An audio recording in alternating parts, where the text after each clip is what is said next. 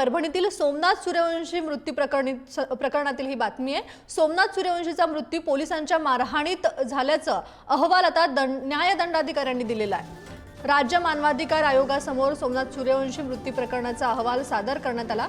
मानवाधिकार आयोगाकडून या प्रकरणाची गंभीर दखल घेण्यात आली आणि पोलिसांना या प्रकरणी आता नोटिसा बजावण्यात आल्या। पोलिसांवर आता तरी कारवाई करावी अशी मागणी सोमनाथच्या आईने दिलेली आहे।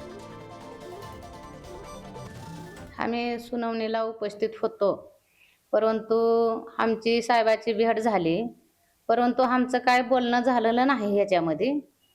आणि जे आता गोपनीय हे न्यायालय दंड अधिकारी साहेबांनी ही सगळे तपास केलेले आहे, त्याच्यामध्ये सर्व खरं आलेलं आहे। आता त्या साहेबाच्या त्या चौकशीमुळे सर्व सत्य आता घटना समोर आलेली आहे, म्हणून ह्याच्यावरती कारवाई झाली पाहिजे। जे पोलीस आहेत ह्याच्यामध्ये दोषी पोलीस त्यांच्यावरती कारवाई करण्यात यावं। पोलीस कोठडीमध्ये झालेला मृत्यू हा नैसर्गिक नसून पोलिसांच्या मारहाणीमध्ये झालेला मृत्यू आता स्पष्ट झाला आहे। मला असं वाटतं की यामध्ये सरकार आता उघडं पडलेलं आहे आणि म्हणून अशा प्रकरणामध्ये सरकारने थोडा संवेदनशील असावं आणि एवढी दंगल नव्हती की ते कोम्बिंग ऑपरेशन करून त्या ठिकाणी इतका त्या तरुणाचा जीव घ्यावा अशी परिस्थिती नव्हती। मी तर सातत्यानेच बोलत आले की महाराष्ट्राचा डेटा सांगतो, मी तर आता होम कमिटीवर आहे, केंद्र सरकारचा डेटाच सांगतो की देयर इज अ क्रायसिस। हे मी म्हणत नाहीये, केंद्र सरकारचा डेटा सांगतोय।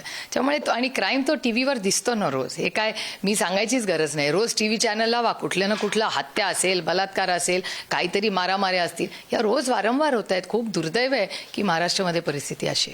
पण मला महाराष्ट्राला हा प्रश्न विचारायचा आहे की गरिबांच्या जीवाची किंमत आहे की नाही।